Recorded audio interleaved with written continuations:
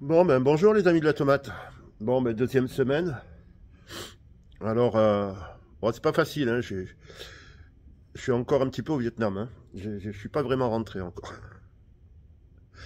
Bon, ben voilà, là j'ai remis l'étape chauffante en marche. Là, on a changé le vase d'expansion qui était percé. Je me suis rendu compte qu'il était percé en mettant en marche, donc on l'a changé.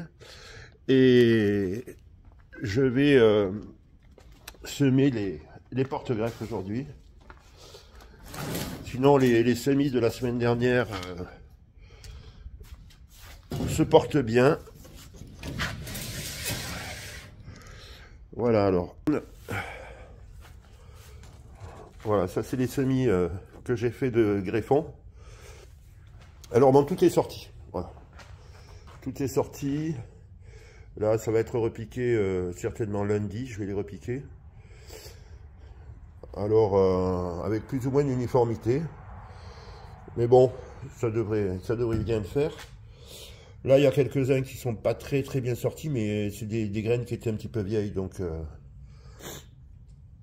voilà. Sinon, tout est bien sorti. La semaine prochaine, ce sera tout repiqué pour attaquer la greffe.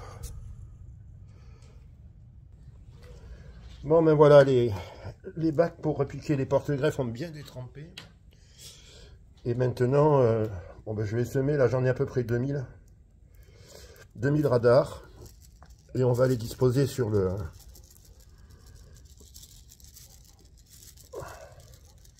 Après, c'est pas grave s'ils sont plantés un peu serrés, parce qu'ils vont être repiqués à 2 cotylédons. Puis bon, ça sert à rien d'avoir... Ah, il y en a même qui s'échappent.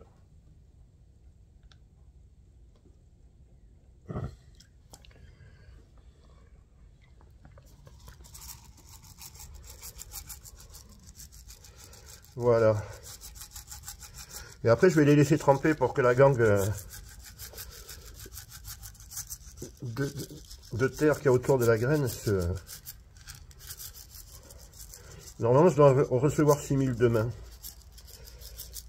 Encore. Que j'ai commandé avant de partir en vacances. Pour être sûr de les avoir. Voilà. Alors ça, c'est les porte-greffes radars. Là maintenant, je vais semer l'arbre shit. L'arbre shit, c'est une variété que j'avais plantée l'année dernière. C'est une variété sauvage. Et ce serait hein, à partir de là qu'ils font les porte-greffes. Donc j'en ai planté l'année dernière. D'ailleurs, il y a la vidéo de l'année dernière.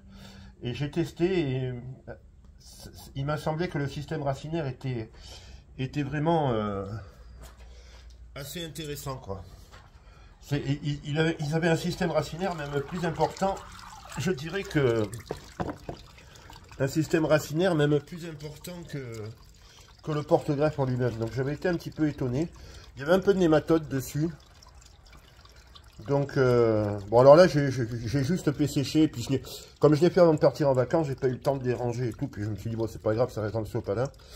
Je vais quand même, avant de les mettre en vente sur le site,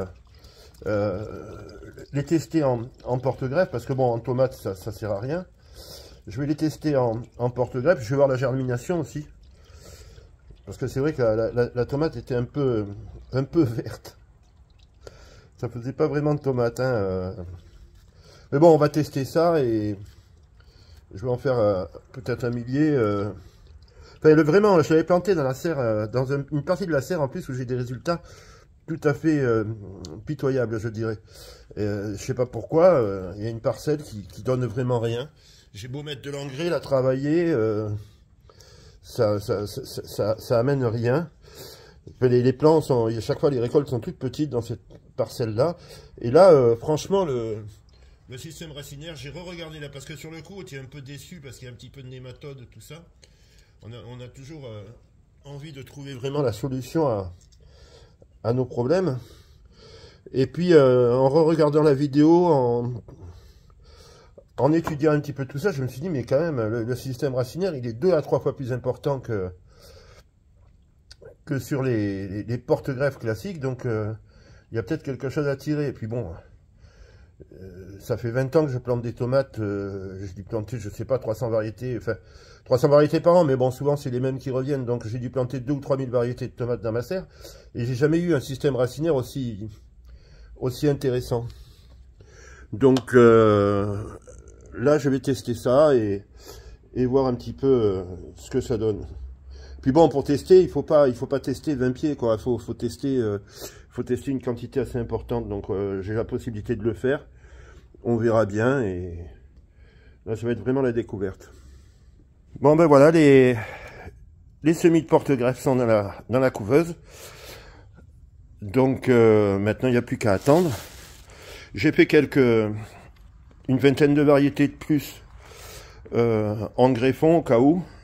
Puis ça va me permettre de pouvoir faire de la semence supplémentaire. Enfin, il y a encore pas mal de variétés à planter, hein.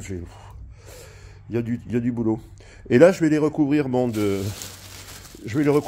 film plastique. Toujours pareil pour garder l'humidité, parce que vu la taille garder l'humidité, parce que il faut vraiment que les graines enrobées, il faut vraiment que ça se désagrège. Bon, pour le reste, pour les variétés sauvages, il n'y a pas de, elles sont pas enrobées. C'est chiant d'ailleurs d'avoir que des graines enrobées.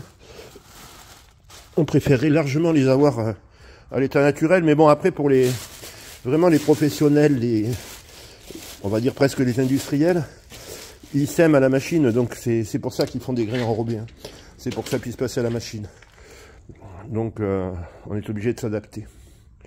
Bon ben voilà, alors il n'y a plus qu'à attendre la semaine prochaine, voir si ça sort bien ou pas. Enfin, il n'y a pas de raison. Allez, au revoir les amis, à la semaine prochaine.